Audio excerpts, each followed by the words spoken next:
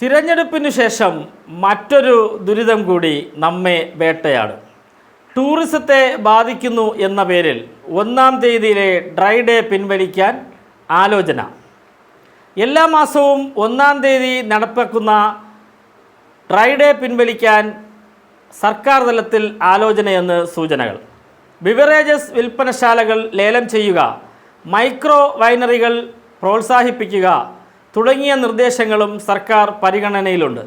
സർക്കാരിൻ്റെ വരുമാന വർധനയ്ക്കുള്ള നിർദ്ദേശങ്ങളെന്ന നിലയിലാണ് ഇവ പരിഗണിക്കപ്പെടുന്നത്. ചീഫ് സെക്രട്ടറിയുടെ അധ്യക്ഷതയിൽ കഴിഞ്ഞ മാസം നടന്ന വകുപ്പ് സെക്രട്ടറിമാരുടെ യോഗത്തിലാണ് ഇക്കാര്യം ചർച്ചയായത്.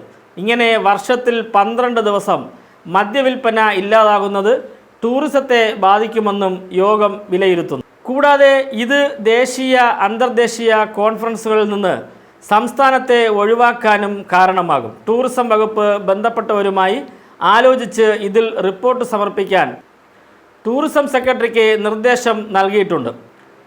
മൈക്രോ വൈനറികൾ പ്രോത്സാഹിപ്പിക്കും. മസാല ചേർത്ത വൈനുകൾ ഉൾപ്പെടെയുള്ളവ തയ്യാറാക്കാനുള്ള സാധ്യതകളും പരിശോധിക്കും.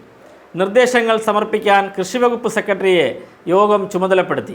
വരുമാന വർധനയ്ക്കുള്ള ശുപാർശകളിൽ വീഞ്ഞു നിർമ്മാണം പ്രോത്സാഹിപ്പിക്കാൻ പിന്തുണ നൽകണമെന്നാണ് നിർദ്ദേശം. ഹോർട്ടി വൈനിൻ്റെയും മറ്റു വൈനുകളുടെയും ഉൽപ്പാദനം പ്രോത്സാഹിപ്പിക്കും. കയറ്റുമതിക്കും ചില്ലറ വിൽപ്പന വിപണികൾക്കുമായി മധുരപലഹാരങ്ങളും കേക്കുകളും നിർമ്മിക്കാൻ ഉപയോഗിക്കുന്ന മദ്യ ഉൽപ്പന്നങ്ങൾക്കും പ്രോത്സാഹനം നൽകും.